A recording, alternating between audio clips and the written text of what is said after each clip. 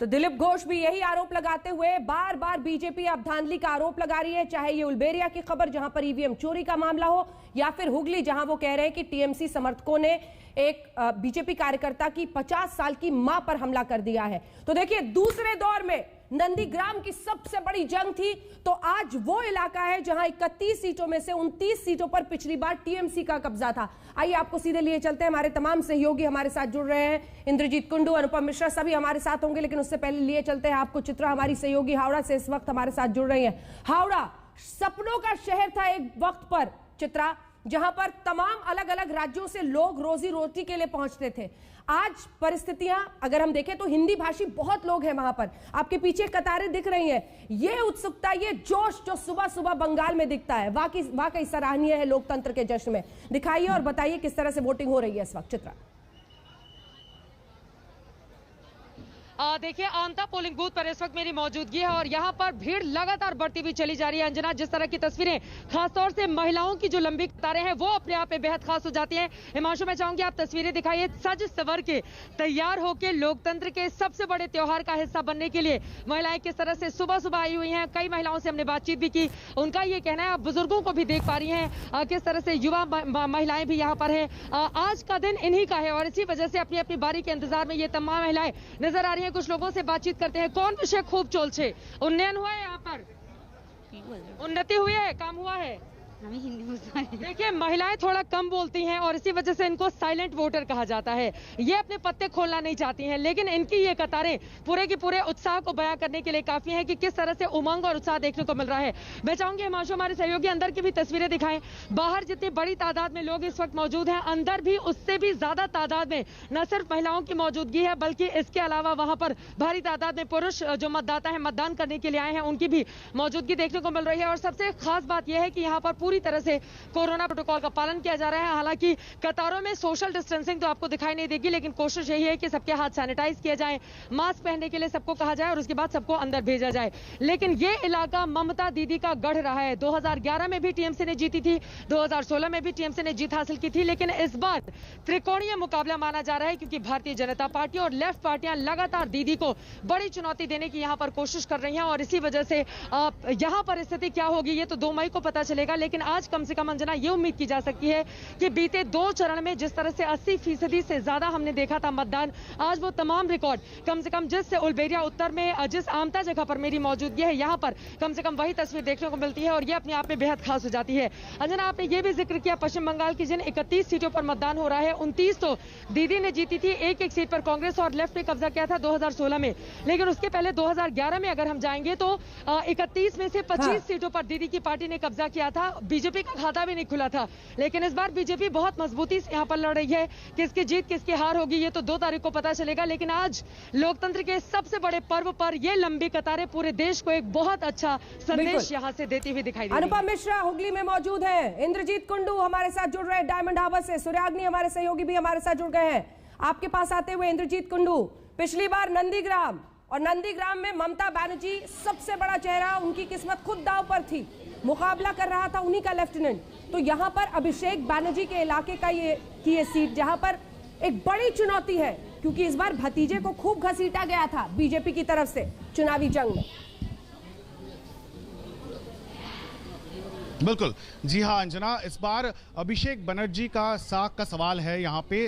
Diamond harbour जो दक्षिण 24 परगना में आता है, दक्षिण 24 परगना में 31 सीटें हैं और इन 31 सीटों में से 29 सीटें तृणमूल कांग्रेस को हासिल हुआ था 2016 में। तो आप समझ सकते हैं कितनी बड़ी मार्जिन से तृणमूल कांग्रेस को यहाँ पे जीत मिली ही, और यही कारण है कि दक्षिण 24 परगना जिले को तृणमूल कांग्रेस का गढ़ माना जाता है। और पिछले 2 चरणों में हमने देखा जंगल महल के इलाके में चुनाव हुआ था, जहां पे बीजेपी को खासा बढ़त मिलता हुआ दिख रहा था 2019 के चुनाव में। लेकिन तीसरे चरण से, मतलब आज के चरण से जब चुनाव शुरू हो रहे हैं दक्षिण बंगाल में, तब खासा चैलेंज बीजेपी के लिए रहेगा कि वो कैसे तृणमूल के गर्भ में सेंध लगाए।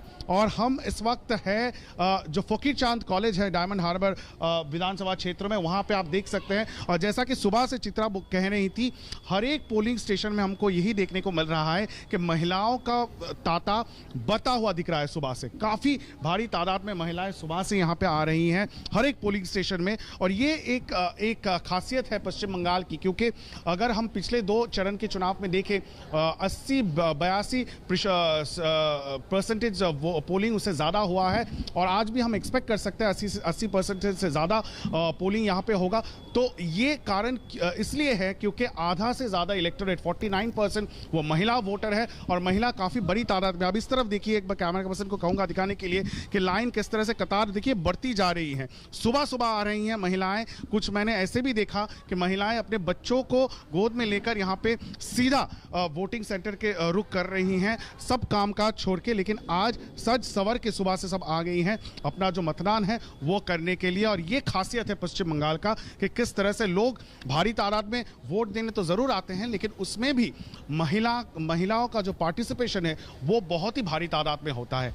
अंजना, बिल्कुल, आप बने रहिए हमारे साथ। अक्षरा भी हमारे साथ जुड़ गई है सीधे चेन्नई से। वहां की भी राजनीति पूरे देश को किसी न किसी स्तर पर दिलचस्प दिखाई देती है।